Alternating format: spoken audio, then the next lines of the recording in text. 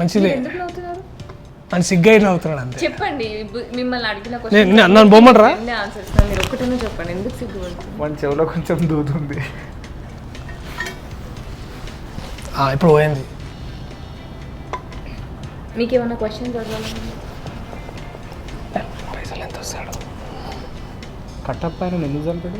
కట్టప్ప సిగ్గుపడుతుంది కానీ కట్నము అట్లాంటివి ఏమొద్దు, ఇద్దరు పని చేసుకుంటే మంచిగానే అని చెప్పి. అవును, మీకు శాలరీ ఎంత వస్తుందండి?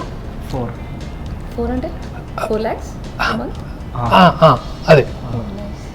మీకు ఇంకా ఏమి ఇష్టం, హాబీస్ ఏంటి? Watching TV. టీవీలో మళ్ళీ అవి మనసు మమత, అత్తారింటికి దారేది, అవి రెగ్యులర్ చూస్తాడు మావాడు. మీ వాళ్ళకం చూస్తుంటే ఫస్ట్ నైట్ కూడా వచ్చి మీరే ఆయన పని చేసేటట్టున్నారు. అమ్మ చేయాలి కదా, వచ్చి బెడ్ సెట్ చేయాలి, మళ్ళీ పూలుగాలు టీవీలో చూపించారు రాబన్న. సారీ కాదు, మీరేం మాట్లాడరా? సరే సిగ్గు బిడియం. ఎప్పుడెప్పుడు తాగుతారు మందు? రోజు దినం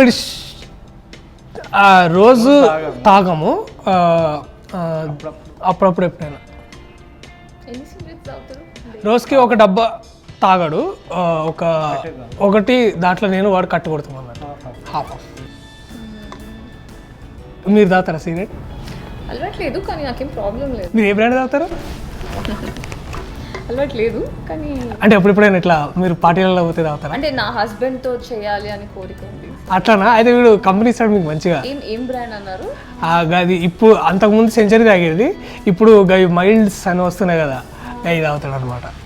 ఇదే మన సాయన్ అంటున్నాం, మన సలీం భాయ్ షాప్లో తీసుకుంటాం మేము. సలీం భాయ్ మా పాండబ్బా వాని దగ్గరనే ఉన్నది మా ఖాతా అంతా.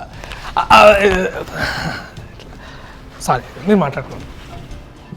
మీరిద్దరు బెస్ట్ ఫ్రెండ్స్ అనుకుంటా. చిన్నప్పటికేంచి మేము ఆ జాలీలతో కూడా ఆడుకున్నాం. సారీ